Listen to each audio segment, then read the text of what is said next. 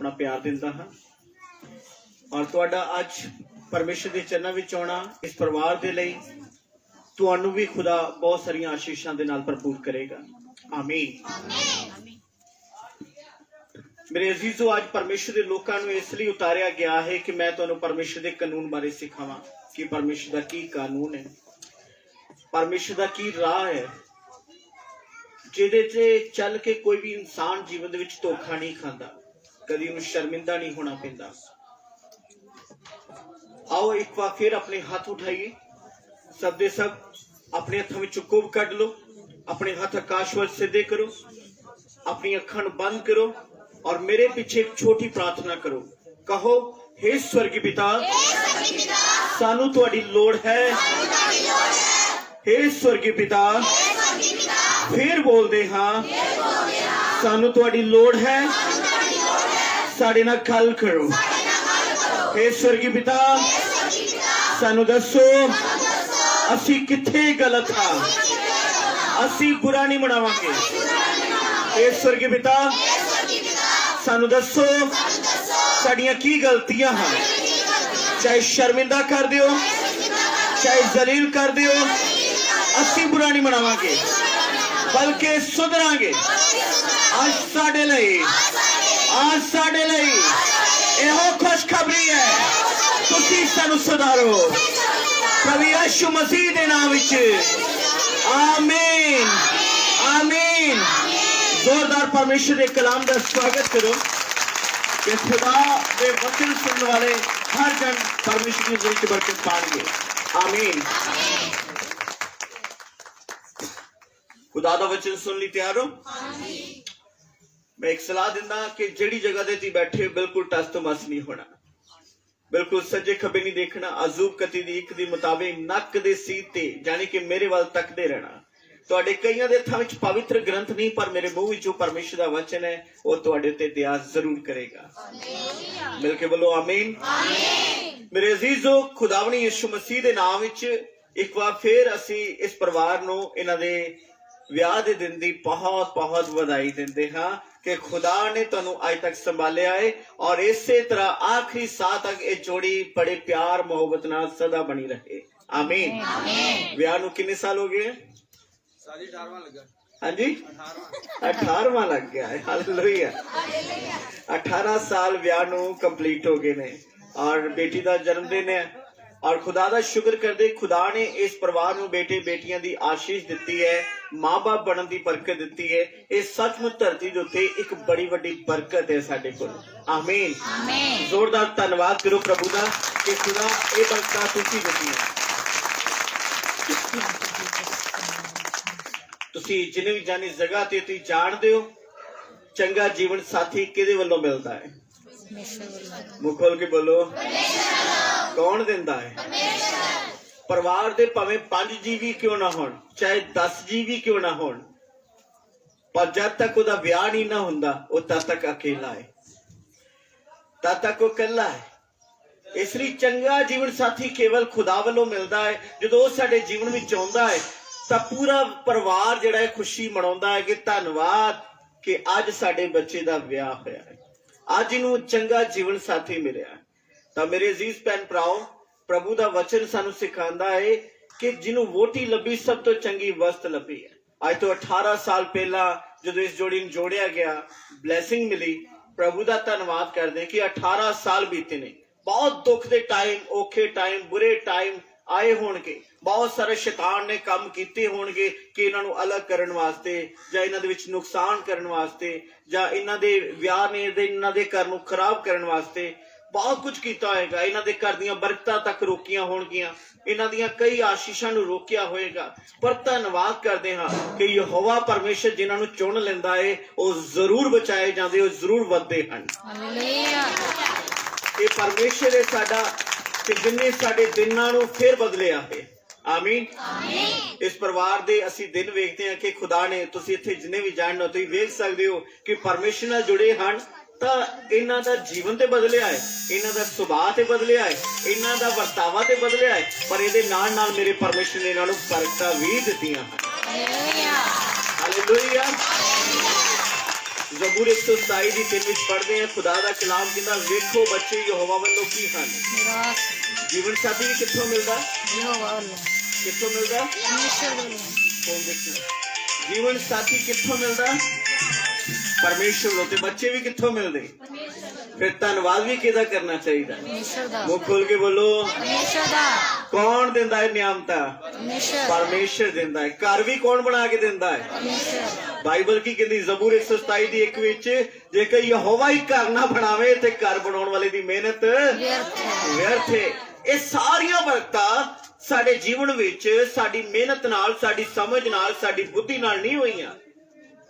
ਇਹ ਕੇਵਲ ਪਰਮੇਸ਼ਰ ਜਦੋਂ ਸਾਡੇ ਵੱਲ ਦਇਆ ਕਰਦਾ ਹੈ ਤਦ ਹੀ ਇਹ ਸਾਰੀਆਂ ਬਰਕਤਾਂ ਸਾਨੂੰ ਮਿਲਦੀਆਂ ਹਨ। ਕਿੰਨਿਆਂ ਨੂੰ ਗੱਲ ਸਮਝ ਆ ਰਹੀ? ਇਸ ਲਈ ਪਰਮੇਸ਼ਰ ਦਾ ਧੰਨਵਾਦ ਕਰੋ। ਬਹੁਤ ਸਾਰੇ ਲੋਕ ਜਿਹੜੇ ਹਨ ਜਦੋਂ ਵਿਆਹ ਕਰਾਉਂਦੇ ਹਨ ਆਪਣੇ ਮਿੱਤਰਾਂ ਦੇ ਨਾਲ ਮौज ਮਸਤੀ ਕਰਦੇ ਨੇ, ਡੀਜੇ ਲਗਾਉਂਦੇ ਨੇ, ਨਾਚ ਰੰਗ ਕਰਦੇ, ਸ਼ਰਾਬਾਂ ਪੀਂਦੇ। ਜਦੋਂ ਬੱਚੇ ਹੁੰਦੇ ਨੇ ਉਦੋਂ ਵੀ ਇਹ ਕੰਮ ਕਰਦੇ, ਜਦੋਂ ਘਰ ਬਣਾਉਂਦੇ ਤੇ ਉਦੋਂ ਵੀ ਇਹੋ ਜਿਹੇ ਹੀ ਕੰਮ ਕਰਦੇ ਨੇ। ਪਰ ਸੱਚ ਇਹ ਹੈ ਕਿ ਬਰਕਤਾਂ ਤੁਹਾਨੂੰ ਪਰਮੇਸ਼ਰ ਨੇ ਦਿੱਤੀਆਂ, ਨਾ ਕਿ ਮਨੁੱਖਾਂ ਨੇ। ਤੇ ਧੰਨਵਾਦ ਉਹਦਾ ਹੀ ਕਰੋ। ਜਦੋਂ ਧੰਨਵਾਦ ਰੀਝ ਨਾਲ ਕਰੋਗੇ ਤਾਂ ਹੋਰ ਵੀ ਉਹ ਬਰਕਤਾਂ ਦੇਗਾ।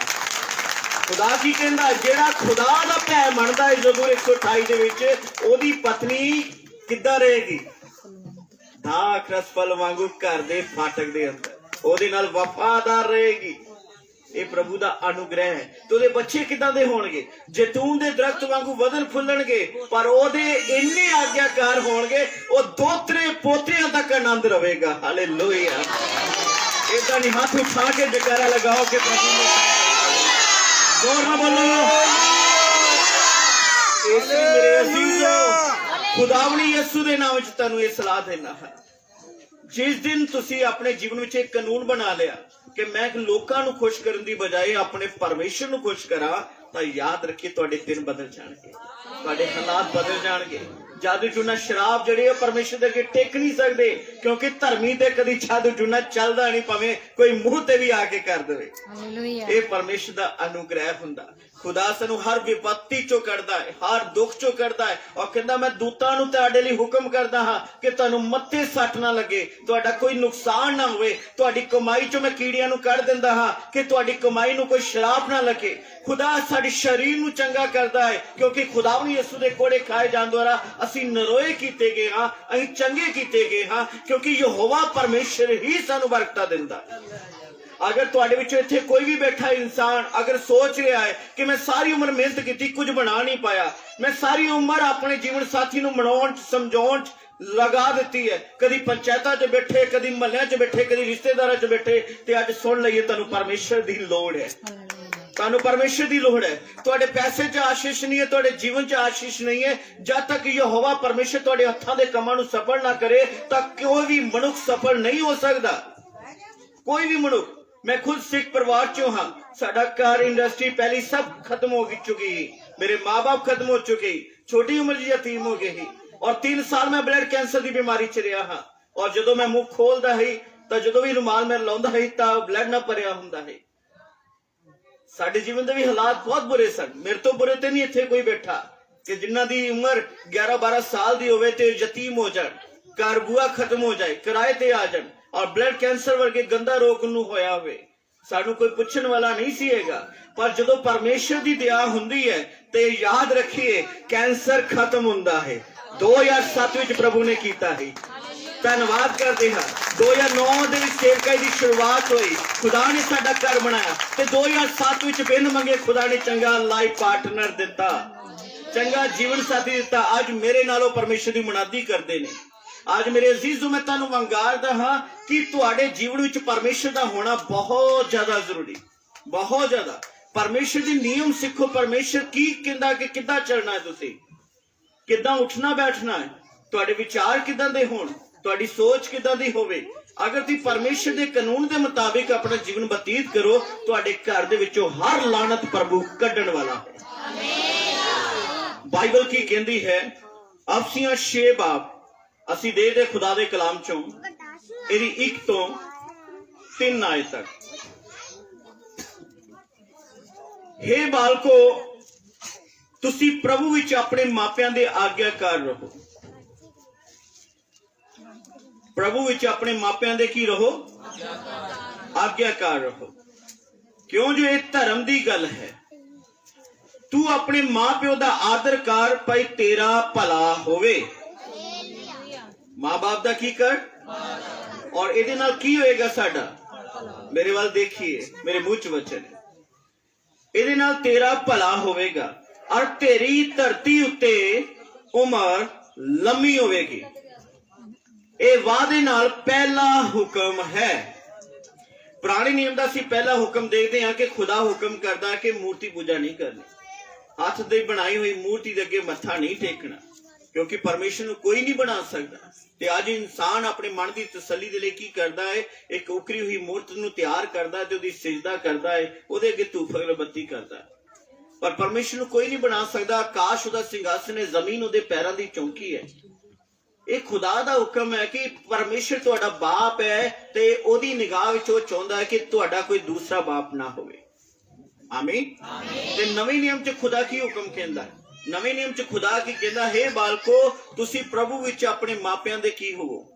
ਆਗਿਆਕਾਰ ਹੋਵੋ। ਫਿਰ ਕੀ ਹੋਵੇਗਾ? ਸਾਡਾ ਭਲਾ ਹੋਵੇਗਾ। ਧਰਤੀ ਤੇ ਇਹਦੇ ਨਾਲ ਕੀ ਹੋਵੇਗੀ? ਉਮਰ ਲੰਮੀ ਹੋਵੇਗੀ। ਅਸੀਂ ਆਪਣੇ ਮਾਂ-ਬਾਪ ਦੀ ਸੇਵਾ ਕੀਤੀ, ਉਹਨਾਂ ਦਾ ਗਮ ਤੱਕ ਚੁੱਕਿਆ ਹੈ।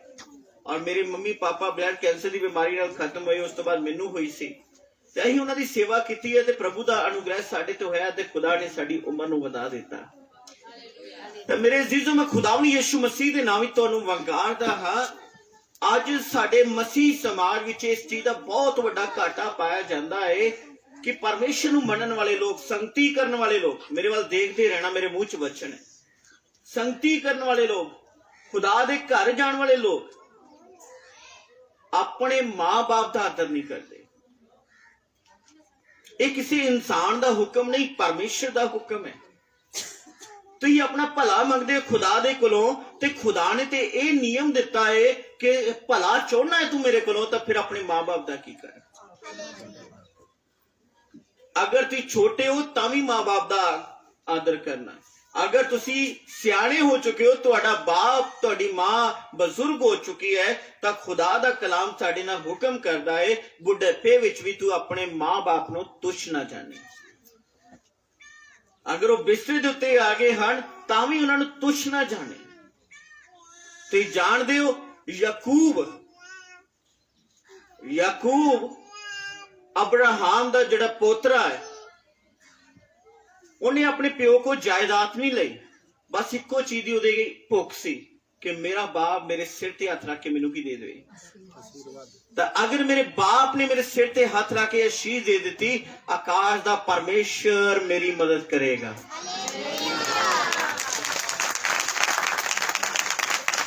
ਤੁਸੀਂ ਜਾਣਦੇ ਹੋ ਯਾਕੂਬ ਛੋਟਾ ਭਰਾ ਸੀ ਤੇ ਉਹਦੇ ਵੱਡੇ ਭਰਾ ਦਾ ਨਾਂ ਏਸਾਓ ਸੀ, ਔਰ ਏਸਾਓ ਨੇ ਆਪਣੇ ਵੱਡੇ ਹੋਣ ਦਾ ਹੱਕ ਜਿਹੜਾ ਸੀ ਯਾਕੂਬ ਨੂੰ ਵੇਚ ਦਿੱਤਾ ਸੀ ਇੱਕ ਥੋੜੀ ਜਿਹੀ ਦਾਲ ਪਿੱਛੇ, ਇੱਕ ਥੋੜੇ ਜਿਹੇ ਖਾਣੇ ਪਿੱਛੇ ਕਿ ਮੈਨੂੰ ਭੁੱਖ ਲੱਗੀ ਹੈ। ਤੇ ਆਪਣੇ ਛੋਟੇ ਭਰਾ ਨੂੰ ਕਿਹਾ ਕਿ ਤੂੰ ਆਪਣਾ ਪਾਪਾ ਕੋਲੋਂ ਜੋ ਵੀ ਸਿਰ ਤੇ ਹੱਥ ਰਖਾਣਾ ਰਖਾ ਲੈ ਤੇ ਮੈਨੂੰ ਇਸ ਵਕਤ ਭੁੱਖ ਲੱਗੀ, ਮੈਨੂੰ ਖਾਣ ਨੂੰ ਦੇ ਦੇ।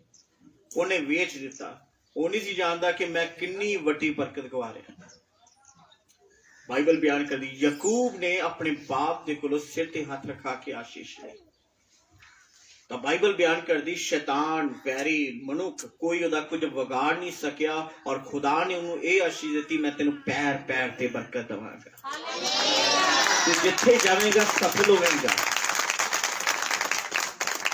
ਬਾਪ ਦੇ ਘਰੋਂ ਖਾਲੀ ਨਿਕਲਿਆ ਹੀ, ਪਰ ਬਾਈਬਲ ਬਿਆਨ ਕਰਦੀ ਜਦੋਂ ਵਾਪਸ ਮੁੜਿਆ ਤੇ ਬੜਾ ਅਮੀਰ ਸੀ, ਬੜੀਆਂ ਬਰਕਤਾਂ ਦੇ ਨਾਲ ਸੀ। ਅੱਜ ਮੈਂ ਤੁਹਾਨੂੰ ਵੰਗਾਰਦਾ ਹਾਂ, ਤੁਸੀਂ ਜਿਹੜੀ ਦੌੜ ਲਗਾ ਰਹੇ ਹੋ ਆਪਣੀ ਧਰਤੀ ਦੇ ਉੱਤੇ ਕਿ ਹਾਂ ਕਿ ਮੈਂ ਇਹ ਕਮਾ ਲਵਾਂ, ਮੈਂ ਇਹ ਖੱਟ ਲਵਾਂ ਜਾਂ ਮੈਂ ਇਹ ਜਮਾ ਕਰ ਲਵਾਂ, ਤਾਂ ਮੈਂ ਤੁਹਾਨੂੰ ਵੰਗਾਰਦਾ ਜਿੰਨੇ ਉਮਰ ਤੁਹਾਡੇ ਧਰਤੀ ਦੇ ਉੱਤੇ ਮਿੱਥੇ ਹੋਏ ਨੇ, ਅਗਰ ਇਹ ਦਿਨ ਚੰਗੇ ਚਾਹੁੰਦੇ ਹੋ ਤਾਂ ਅੱਜ ਹੀ ਆਪਣੇ ਮਾਂ-ਬਾਪ ਨਾਲ ਬਦਤਮੀਜ਼ੀ ਕਰਨੀ ਬੰਦ ਕਰ ਦਿਓ, ਕਿਉਂਕਿ ਤੁਸੀਂ ਪਰਮੇਸ਼ਰ ਨੂੰ ਜਾਣਦੇ ਹੋ। ਮਸੀਹਾਂ 'ਚ ਬਹੁਤ ਵੱਡਾ ਘਾਟਾ ਪਾਇਆ ਜਾ ਰਿਹਾ। ਗੈਰ ਲੋਕ ਤੇ ਮਾੜਾ ਕੰਮ ਕਰਦੇ ਹੀ ਆਪਣੇ ਮਾਂ-ਬਾਪ ਨਾਲ, ਉੱਚੀ ਆਵਾਜ਼ 'ਚ ਗੱਲ ਕਰਦੇ, ਕਈ ਹੱਥ ਤੱਕ ਚੁੱਕ ਲੈਂਦੇ ਨੇ, ਬਹੁਤ ਕੁਝ ਕਰਦੇ, ਆਪਣੇ ਮਾਂ-ਬਾਪ ਨੂੰ ਗਾਲਾਂ ਤੱਕ ਕੱਢ ਲੈਂਦੇ ਨੇ। ਪਰ ਖੁਦਾ ਸਾਨੂੰ ਇਹ ਹੁਕਮ ਕਰਦਾ ਹੈ, ਅਗਰ ਤੁਹਾਡੇ ਮਾਪੇ ਬੁਰੇ ਵੀ ਹੋਣ, ਸਮਝ ਆ ਰਹੀ ਜਾਂ ਨਹੀਂ ਆ ਰਹੀ? ਇਸ ਤੋਂ ਵੱਧ ਕੀ ਬੁਰਾਈ ਦੱਸਾਂ ਕਿ ਮਾਂ ਵੈਸ਼ੀਆ ਹੋਵੇ, ਕਿ ਉਹ ਸ਼ਰਾਬੀ ਹੋਵੇ, ਪਰ ਤੁਹਾਡੇ ਕੋਲ ਪ੍ਰਭੂ ਦਾ ਵਚਨ ਆ ਗਿਆ ਤਾਂ ਵੀ ਤੁਸੀਂ ਕੀ ਕਰਨਾ? ਉਹਨਾਂ ਦੀ ਸੇਵਾ ਕਰਨਾ। ਸਾਰੇ ਸ਼ਰਾਬ ਪਰਮੇਸ਼ਰ ਤੁਹਾਡੇ ਨਸ਼ਟ ਕਰ ਦੇਗਾ। ਔਰ ਜਦੋਂ ਪ੍ਰਭੂ ਤੁਹਾਡੇ ਵੱਲ ਹੋਏਗਾ, ਸ਼ੈਤਾਨ ਔਰ ਸੰਸਾਰ ਦੀ ਔਕਾਤ ਨਹੀਂ ਕਿ ਉਹ ਤੁਹਾਡਾ ਵਾਲ ਵੀ ਵਿੰਗਾ ਕਰ ਦੇਵੇ, ਕਿਉਂਕਿ ਖੁਦਾ ਤੁਹਾਡੇ ਵੱਲ ਹੈ। ਅੱਜ ਜੋ ਮੈਂ ਸਿਖਾ ਰਿਹਾ, ਇਸ ਚੀਜ਼ ਨੂੰ ਸਬਕ ਲੈ ਕੇ ਸਮਝਣਾ ਕਿ ਖੁਦਾ ਦਾ ਹੁਕਮ ਹੈ, ਕਿ ਮਨੁੱਖ ਦਾ ਹੁਕਮ ਨਹੀਂ। ਨਵੇਂ ਨਿਯਮ ਦਾ ਪਹਿਲਾ ਹੁਕਮ ਕੀ ਹੈ ਕਿ ਅਗਰ ਤੂੰ ਆਪਣਾ ਭਲਾ ਚਾਹੁੰਦਾ ਤੇ ਆਪਣੇ ਮਾਪਿਆਂ ਦਾ ਕੀ ਕਰ? ਆਦਰ ਕਰ। ਜਿੰਤੋਂ ਤੂੰ ਜੰਮਿਆ, ਜਿਹਦੇ ਤੋਂ ਤੂੰ ਇਸ ਧਰਤੀ ਤੇ ਆਇਆ, ਔਰ ਸਵਰਗੀ ਦੂਤ ਇਹ ਸਰੀਰ ਲੈਣ ਨੂੰ ਤਰਸਦੇ ਨੇ ਕਿ ਸਾਨੂੰ ਇਹ ਸਰੀਰ ਮਿਲੇ ਤੇ ਅਸੀਂ ਧਰਤੀ ਤੇ ਪਰਮੇਸ਼ਰ ਦੀ ਉਪਾਸਨਾ ਕਰਕੇ ਵਿਖਾਈਏ ਕਿ ਕਿਵੇਂ ਭਗਤੀ ਕੀਤੀ ਜਾਂਦੀ ਹੈ। ਪਰ ਉਹਨਾਂ ਨੂੰ ਇਹ ਸਰੀਰ ਨਹੀਂ ਮਿਲਿਆ, ਤੁਹਾਨੂੰ ਮਿਲਿਆ, ਮੈਨੂੰ ਮਿਲਿਆ ਹੈ, ਸਾਡੇ ਵਰਗੇ ਨਕੰਮੇ ਜੀਵ ਨੂੰ ਮਿਲਿਆ ਹੈ ਕਿ ਜਿਨ੍ਹਾਂ ਦੀਆਂ ਸੋਚਾਂ ਚੰਗੀਆਂ ਨਹੀਂ, ਕੰਮ ਚੰਗੇ ਨਹੀਂ, ਗੁਪਤ ਜੀਵਨ ਚੰਗਾ ਨਹੀਂ। ਪਰ ਖੁਦਾ ਨੇ ਸਾਨੂੰ ਇਹ ਸਰੀਰ ਦਿੱਤਾ ਕਿ ਇਸੇ ਸਰੀਰ ਦੇ ਵਿੱਚ ਮੇਰਾ ਯਿਸੂ ਸਵਰਗ ਛੱਡ ਕੇ ਧਰਤੀ ਦੇ ਉੱਤੇ ਆ ਗਿਆ। ਇਹਦੀ ਕਦਰ ਕਰਨੀ ਹੈ। ਤੁਸੀਂ ਆਪਣੇ ਮਾਪਿਆਂ ਤੋਂ ਜੰਮੇ ਹੋ ਤੇ ਆਪਣੇ ਮਾਪਿਆਂ ਦਾ ਕੀ ਕਰੋ? ਆਦਰ ਕਰੋ। ਸਮਝ ਆ ਰਹੀ ਕਿ ਨਹੀਂ ਆ ਰਹੀ? ਹੱਥ ਉਠਾ ਕੇ ਬੋਲੀ, ਮੈਨੂੰ ਸਮਝ ਆ ਰਹੀ। ਖੁਦਾ ਦਾ ਕੀ ਹੁਕਮ ਹੈ? ਆਪਣੇ ਮਾਂ-ਬਾਪ ਦਾ ਕੀ ਕਰਨਾ? ਮੰਨ ਲਓ ਫੋਰ ਐਗਜ਼ਾਮਪਲ ਤੁਸੀਂ ਘਰ ਬੈਠ ਕੇ ਦੁਆ ਕੀਤੀ ਕਿ ਖੁਦਾ ਮੇਰਾ ਇਹ ਕੰਮ ਅੜਿਆ ਪਿਆ, ਮੇਰੇ ਜਾਣ ਤੋਂ ਪਹਿਲਾਂ ਕਰ ਦੇ, ਔਰ ਘਰੋਂ ਪੈਰ ਪੁੱਟਣ ਤੋਂ ਪਹਿਲਾਂ ਆਪਣੇ ਮਾਂ-ਬਾਪ ਨੂੰ ਉੱਚੀ ਆਵਾਜ਼ 'ਚ ਗੱਲ ਕਰਕੇ ਗਏ ਹੋ, ਬਦਤਮੀਜੀ ਕਰਕੇ ਗਏ ਹੋ, ਔਰ ਰਸਤੇ ਦੁਆ ਕਰੇ ਪ੍ਰਭੂ ਮੇਰੇ ਜਾਣ ਤੋਂ ਪਹਿਲਾਂ ਕੰਮ ਕਰਦੀ, ਹੋਏਗਾ? ਨਹੀਂ ਹੋਏਗਾ। ਸਵਰਗੀ ਦੂਤ ਨਹੀਂ ਜਾਏਗਾ।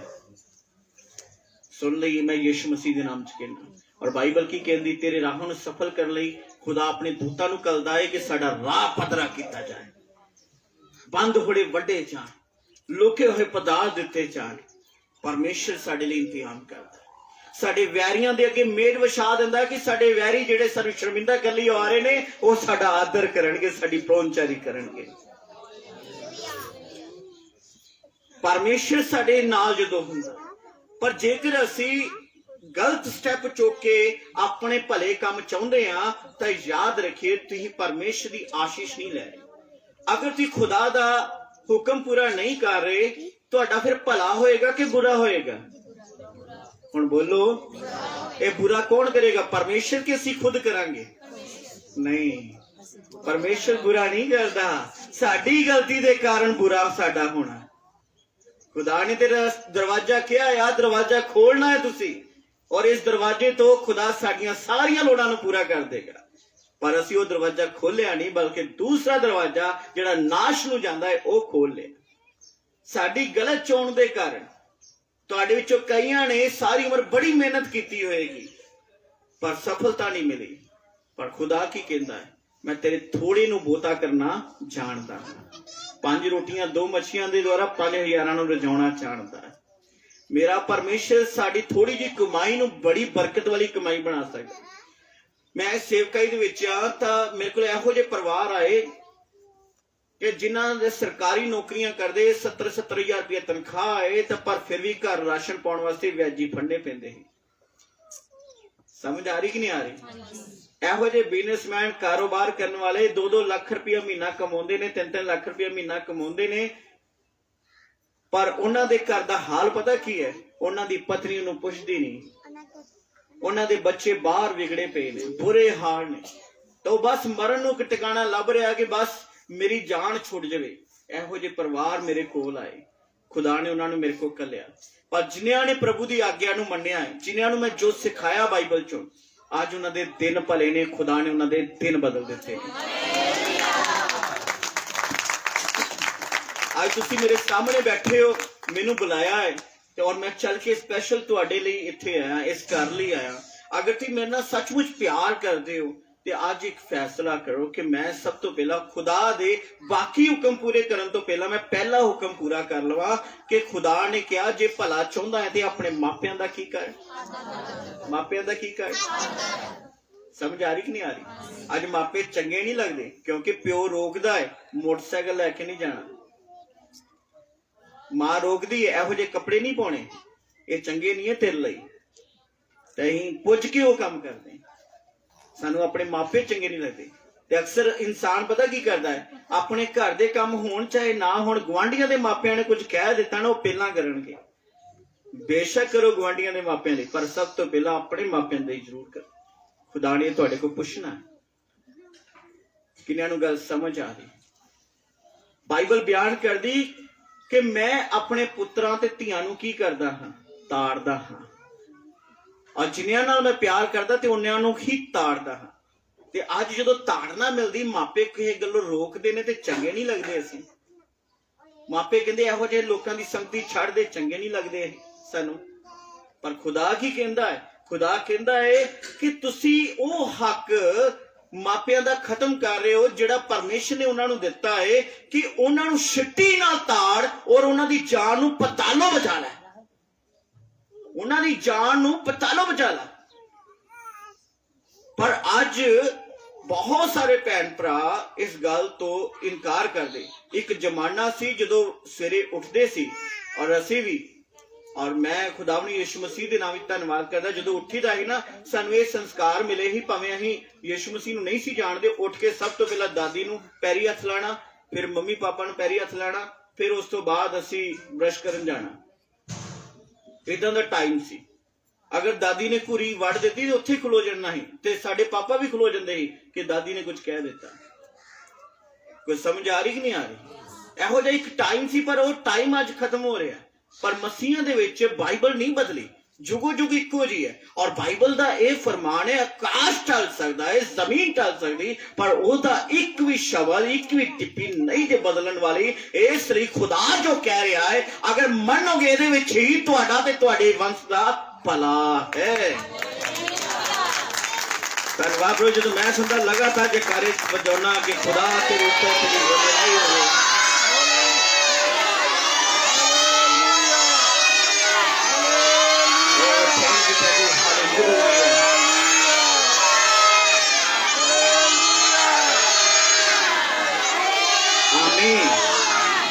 आमीन। मेरे अजीज भैन भरा, मेरे बच्चों, मैं यीशु मसीह के नाम में धन्यवाद करदा। सब तो पहला ये सीखना मेरी सफलता के पिछे परमेश्वर है, तो मैं धन्यवाद भी किहदा करना है, किहदा करना है।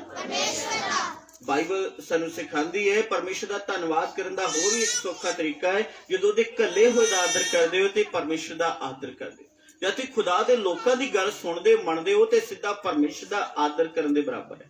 जब तुसीं बड़े सीरियस होकर बैठे हो कि खुदा बोल रहे अपने दास के द्वारा, जो मुंह खोल रहे परमेश्वर साडे नाल गल कर रहा है, तो उस वक्त जो तुसीं डरदे और कंबदे वचन सुनदे हो, फैसला करदे हो कि प्रभु मैं बदलांगा, मैं बहुत बुरा इंसान है, मैं बदलांगा, मैं तेरा आसरा लवांगा, मैं तेरे भवन वाल मुड़ांगा, और खुदा मैं संतां को आशीर्वाद लवांगा कि मैं अपना जीवन अज ही चेंज करना है। तुहाडी चाहे कोई भी उम्र होवे, तो उसे वक्त परमेश्वर तुहाडे दिन बदल दिंदा है, क्योंकि तुहाडे पाप क्षमा करने दी खुदा को ताकत है। वो वर्का पाड़न दी ताकत है खुदा को, तुहाडे हालात बदलण दी ताकत है। खुदा पापियां नूं चुन के धर्मी बना दिंदा है, रूड़ी चुक के पतवंता च बिठा दिंदा है। खुदा साडी जिंदगी नूं बदलदा है कि लोकां दे मुंह खुले दे खुले रह जाण। इह बंदा बदल सकदा।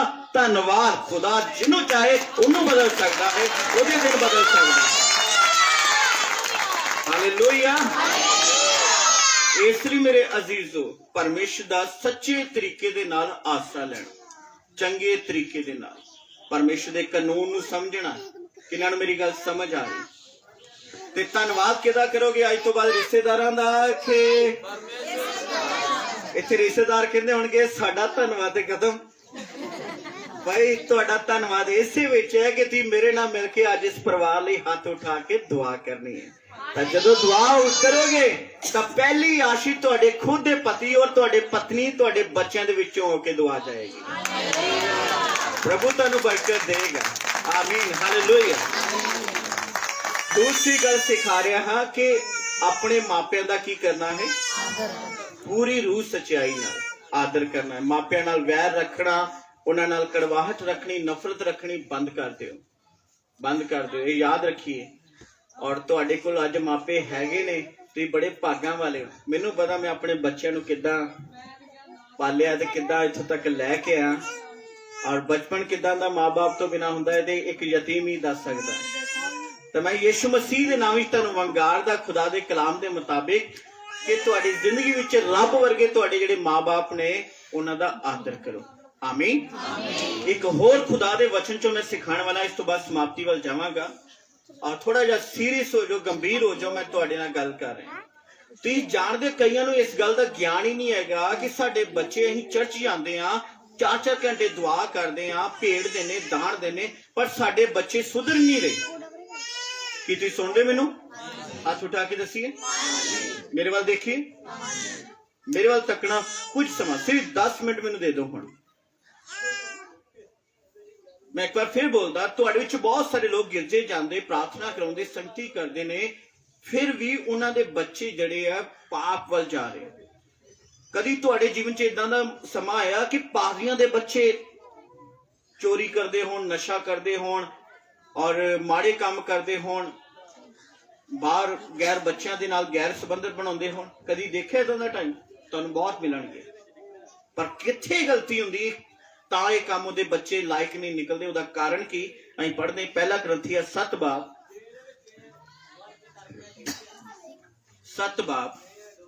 ਉਸਦੀ 12 ਆਇਤ ਤੋਂ ਅਸੀਂ ਦੇਖਦੇ ਹਾਂ। 1 ਕਰੰਥੀਆਂ ਰਸੂਲਾਂ ਤੋਂ ਬਾਅਦ, ਪੰਜਾਬੀ पेज नंबर 220। और कर लिया सारे ने? चलो कापी दे नोट कर लो बच्चों, बाद में देखना। हुण मेरे वाल देखो। 1 करंथीਆਂ 7 बाब ओदी 12 आयतों। पर रहिंदिਆਂ ਨੂੰ प्रभु ਤਾਂ नहीं, सगों मैं ही कहता हाँ, पौलुस रसूल बयान कर रहा है, भाई जे किसी भरा दी बेप्रतीत पत्नी होवे, बाइबल कह रही अगर किसी भरा दी पत्नी गलत होवे, बेप्रतीत होवे, गलत होवे, ਅਤੇ ਇਹ ਉਸ ਦੇ ਨਾਲ ਵਸਣ ਨੂੰ ਪ੍ਰਸੰਨ ਹੋਵੇ, ਤਾਂ ਪੁਰਖ ਉਸ ਨੂੰ ਨਾ ਤਿਆਗੇ। ਬਾਈਬਲ ਇਸ ਜਗ੍ਹਾ ਤੇ ਦੱਸ ਰਹੀ, ਮੰਨ ਲਓ ਤੁਹਾਨੂੰ ਸਮਾਜ ਵਿੱਚ ਬਹੁਤ ਸਾਰੇ ਇਦਾਂ ਦੇ ਲੋਕ ਮਿਲਣਗੇ ਕਿ ਜਿਹੜੇ ਪਤੀ ਪਤਨੀ ਨਿਤ ਦਾ ਕਲੇਸ਼ ਰੱਖਦੇ ਨੇ, ਉੱਠਣ ਬੈਠਣ, ਖਾਣ ਪੀਣ, ਭੈਣ ਭਰਾਵਾਂ ਨੂੰ ਮਿਲਣਾ ਗਿਲਣਾ, ਹਰ ਗੱਲ ਦੇ ਵਿੱਚ ਉਹਨਾਂ ਦਾ ਕੀ ਹੁੰਦਾ ਹੈ? ਕਲੇਸ਼ ਹੀ ਹੁੰਦਾ। ਪਰ ਜਿਸ ਦਿਨ ਉਹ ਕਲੇਸ਼ ਦੇ ਨਾਲ ਨਾਲ ਜਿਹੜਾ ਗਲਤੀ ਕਰ ਰਿਹਾ ਹੈ ਉਹਨੂੰ ਪਤਾ ਲੱਗਦਾ ਹੈ ਕਿ ਮੈਂ ਗਲਤ ਹਾਂ, ਉਹਨੂੰ ਅਹਿਸਾਸ ਹੋ ਜਾਂਦਾ ਮੈਂ ਗਲਤ ਹਾਂ, ਤਾਂ ਬਾਈਬਲ ਕਹਿ ਰਹੀ ਕਿ ਪੁਰਖ ਉਸ ਨੂੰ ਨਾ ਤਿਆਗੇ। ਮੰਨ ਲਓ ਕੋਈ ਭੈਣ ਗਲਤ ਹੋ ਗਈ ਹੈ, ਜੀਵਨ ਦੇ ਵਿੱਚ ਉਹਦੇ ਕੋਲ ਕੁਝ ਗਲਤੀਆਂ ਹੋ ਗਈਆਂ ਔਰ ਉਸ ਵਕਤ ਸਮਝ ਨਹੀਂ ਸੀ ਹੈਗੀ, ਪਰ ਅੱਜ ਉਹ ਮਾਫੀ ਮੰਗਦੀ ਹੈ ਤਾਂ ਖੁਦਾ ਕੀ ਕਹਿੰਦਾ ਹੈ? ਤਾਂ ਉਹਨੂੰ ਤਲਾਕ ਨਹੀਂ ਲੈਣਾ ਚਾਹੀਦਾ, ਉਹਨੂੰ ਛੱਡਣਾ ਨਹੀਂ ਚਾਹੀਦਾ। ਅੱਗੇ ਕੀ ਲਿਖਿਆ ਹੈ? ਅਤੇ ਜਿਹੜੀ ਪਤਨੀ ਦਾ ਬੇਪਰਤੀਤ ਪਤੀ ਹੋਵੇ, ਮੰਨ ਲਓ ਕਿ ਪਤੀ ਗਲਤ ਹੋ ਗਿਆ, ਕਿਉਂਕਿ ਕੁਆਰੇ ਤੇ ਪਾਪ ਕਰਦੇ, ਵਿਆਹੇ ਵਰੇ ਜ਼ਿਆਦਾ ਕਰਦੇ, ਕਿਉਂਕਿ ਉਹਨਾਂ ਦੇ ਕੋਈ ਸ਼ੱਕ ਘੱਟ ਕਰਦਾ, ਔਰ ਵਿਆਹੇ ਵਰੇ ਬਹੁਤ ਪਾਪ ਕਰਦੇ ਨੇ, ਵਿਆਹੇ ਵਰੇ ਬਹੁਤ ਸਾਰੇ ਇਹੋ ਜਿਹੀਆਂ ਗਲਤੀਆਂ ਕਰਦੇ ਨੇ। ਔਰ ਪ੍ਰਭੂ ਦਾ ਕਲਾਮ ਕੀ ਕਹਿ ਰਿਹਾ ਹੈ? ਜੇਕਰ ਕਿਸੇ ਭੈਣ ਦਾ ਪਤੀ ਬੇਪਰਤੀਤ ਹੋਵੇ, ਗਲਤ ਹੋਵੇ, ਅਤੇ ਇਹ ਉਸ ਦੇ ਨਾਲ ਰਹਿਣ ਨੂੰ ਪ੍ਰਸੰਨ ਹੋਵੇ, ਤਾਂ ਉਹ ਆਪਣੇ ਪਤੀ ਨੂੰ ਨਾ ਤਿਆਗੇ। ਬਾਈਬਲ ਕੀ ਕਹਿ ਰਹੀ? ਅਗਰ ਉਹਨੂੰ ਸਮਝ ਆ ਜਾਂਦੀ ਪਤੀ ਨੂੰ ਕਿ ਮੈਂ ਗਲਤ ਸੀ, ਮੈਂ ਗਲਤ ਸੰਬੰਧ ਬਣਾਏ ਬਾਹਰ, ਮੈਂ ਕੰਮ ਨਹੀਂ ਸੀ ਕਰਦਾ, ਆਲਸੀ ਸੀ, ਨਸ਼ੇੜੀਆ ਸੀ, ਬਹੁਤ ਸਾਰੇ ਬੁਰੇ ਕੰਮ ਕਰਦੇ, ਤਾਂ ਅਗਰ ਉਹਦੀ ਬੁੱਧ ਖੁੱਲਦੀ ਹੈ ਤੁਹਾਡੀਆਂ ਪ੍ਰਾਰਥਨਾਵਾਂ ਦੇ ਨਾਲ, ਸੰਤਾਂ ਦੀਆਂ ਦੁਆਵਾਂ ਨਾਲ, ਤਾਂ ਬਾਈਬਲ ਕਹਿੰਦੀ ਕਿ ਉਹ ਭੈਣ ਆਪਣੇ ਪਤੀ ਨੂੰ ਨਾ ਛੱਡੇ। ਕਿਹਨਾਂ ਨੂੰ ਗੱਲ ਸਮਝ ਆ ਰਹੀ? ਅੱਗੇ ਕੀ ਲਿਖਿਆ? ਕਿਉਂ ਜੋ ਬੇਪਰਤੀਤ ਪਤੀ ਆਪਣੀ ਪਤਨੀ ਕਰਨ ਪਵਿੱਤਰ ਹੋਇਆ ਅਤੇ ਬੇਪਰਤੀਤ ਪਤਨੀ ਉਸ ਭਰਾ ਦੇ ਕਰਨ ਪਵਿੱਤਰ ਹੋਈ। ਬਾਈਬਲ ਇੱਥੇ ਦੱਸ ਰਹੀ ਹੈ ਕਿ ਜਿਹੜਾ ਪਤੀ ਪਤਨੀ ਦਾ ਸੰਬੰਧ ਹੈ, ਖੁਦਾ ਨੇ ਜਦੋਂ ਨਿਕਾਹ ਕੀਤਾ ਹੀ ਆਦਮ ਹਵਾ ਦਾ, ਖੁਦਾ ਨੇ ਕੀ ਕਿਹਾ? ਤੁਸੀਂ ਦੋ ਕਿ ਅੱਜ ਤੋਂ ਬਾਅਦ ਇੱਕ ਹੋ, ਅੱਜ ਤੋਂ ਬਾਅਦ ਇੱਕ ਹੋ। ਬਾਈਬਲ ਬਿਆਨ ਕਰਦੀ ਪਰਮੇਸ਼ਰ ਤੁਹਾਨੂੰ ਦੋ ਵਾਂਗੂ ਨਹੀਂ ਵੇਖਦਾ, ਤੁਹਾਨੂੰ ਇੱਕ ਵਾਂਗੂ ਵੇਖਦਾ, ਪਤੀ ਪਤਨੀ ਨੂੰ। ਇੱਕ ਦੀ ਪਵਿੱਤਰਤਾਈ ਨਾਲ ਦੂਜਾ ਪਵਿੱਤਰ ਕੀਤਾ ਜਾਏਗਾ। ਇਹ ਮੇਰੇ ਪਰਮੇਸ਼ਰ ਦੀ ਆਸ਼ੀਸ਼ ਹੈ। अगर एक जन अपने विश्वास ਨੂੰ ਬਣਾਈ ਰੱਖੇ और प्रभु का कलाम कहना एक दी पवित्रताई ना दूसरा की हो जाएगा, पवित्र हो जाएगा। और खुदा का कलाम की कहता है अगर ये कलेश विच रहिंदे, नित कलेश दे विच रहिंदे, लड़ाई झगड़ा रहिंदा है, नहीं तो फिर तुहाडे बाल बच्चे अशुद्ध हुंदे हन। समझ आ रही कि नहीं आ रही? झगड़ा पति पत्नी का होएगा, नित दा कलेश होएगा।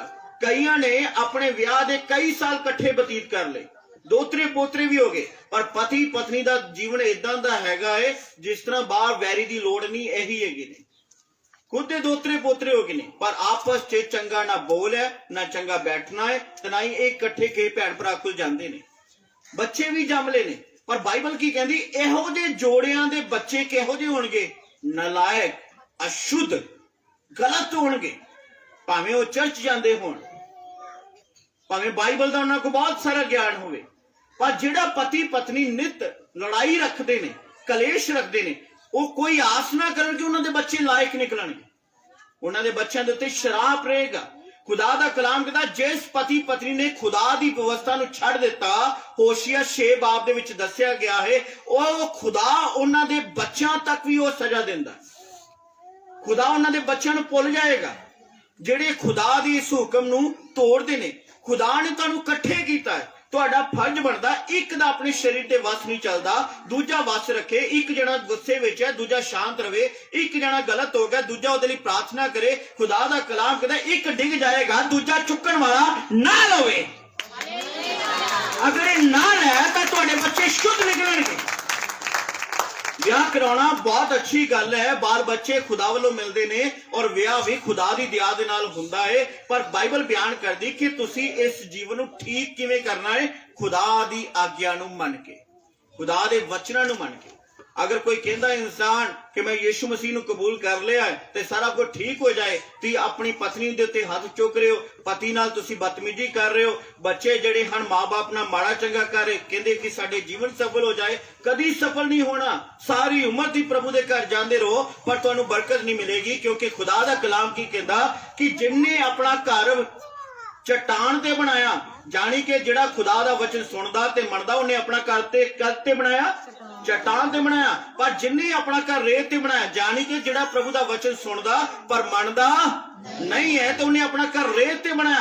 जब तूफान हनेरियां आईयां तो जिन्हें चट्टान ते बनाया उहदे घर नूं कुछ नहीं होएगा, पर जिन्हें रेत ते बनाया तो उहदा घर तहस तो नहस हो जाएगा। इसलिए मेरे बच्चों, जो मैं आज तुहानूं प्रभु दे कलाम च दस रहा कि यहोवा ने तुहाडा घर बनाया है, खुदा ने तुहानूं जीवन साथी दिता है, खुदा ने तुहानूं बच्चे दिते ने। सारियां गल्लां लई धन्नवाद करके खुदा कोलों बुद्ध मंगो कि मैं अपना घर किवें बनावां, क्योंकि जिहड़ी बुद्धिमान औरत है वो अपना घर बना के रखदी, मूर्ख औरत अपना घर बर्बाद कर लैंदी है। इसलिए धर्मी बंदे दे घर उत्ते आशीषां बणियां रहिंदियां। इसलिए खुदा दे वचन नूं मन के बरकतां दे वारिस बनो। जोरदार स्तुति करदे हैं प्रभु दी। हालेलुया। मेरे नाल प्यार करदे हो? पक्का? थोड़े हथ दिखे मैनूं। कई पहली बार मैनूं मिल रहे हैं, पर चिंता ना करो, मेरे प्रभु ने तुहानूं जानदा है, मेरा प्रभु तुहानूं बहुत प्यार करता है। और आज स्पैशली तुहानूं सारे कमां तों वेला करके केवल इत्थे एनिवर्सरी बर्थडे मनाउण नहीं, अपनी हुजूरी विच लिआंदा है कि तुसीं खुदा दी बाणी सुनो। और मैं परमेश्वर दा दास अपना प्यार आशीर्वाद देना कि तुहाडे दिन चंगे होण। ਇਹ याद रखिए, मैनूं चाह मैनूं खुशी इसे गल तो होवे कि धन्नवाद तुहाडे दिन वधिया हो गए ने। आज मैं यीशु मसीह के सामर्थी नाम च तुहानूं एक सवाल करदा, तुसीं अपनी बुद्धि नाल, अपनी समझ नाल अपने काम कीते, बहुत सारियां दवाइयां खा के अपने शरीर नूं ठीक करने की कोशिश की, अपने जीवन साथी नूं जितण वास्ते बहुत सारे उपराले कीते होणगे, अपने बच्चों नूं सही रस्ता दिखाने वास्ते बहुत कुछ किया होएगा, अपना घर अपनी जायदाद वधाउण वास्ते बहुत सारे तरीके अपनाए होणगे, चोरी ठगियां कीतियां होणगियां, बहुत कुछ किया होएगा। पर मैं खुदावनी यसू दे नाम च सच दसदा कि थक चुके हो, तुहाडी दौड़ व्यर्थ है। पर अज जेकर तुसीं परमेश्वर की आवाज़ सुनो ਕਿ ਮੈਂ ਖੁਦਾ ਦਾ ਦਾਸ ਤੁਹਾਡੇ ਨਾਲ ਗੱਲ ਕਰ ਰਿਹਾ, ਪ੍ਰਭੂ ਤੁਹਾਡੇ ਹਾਲਾਤ ਬਦਲ ਦੇਗਾ।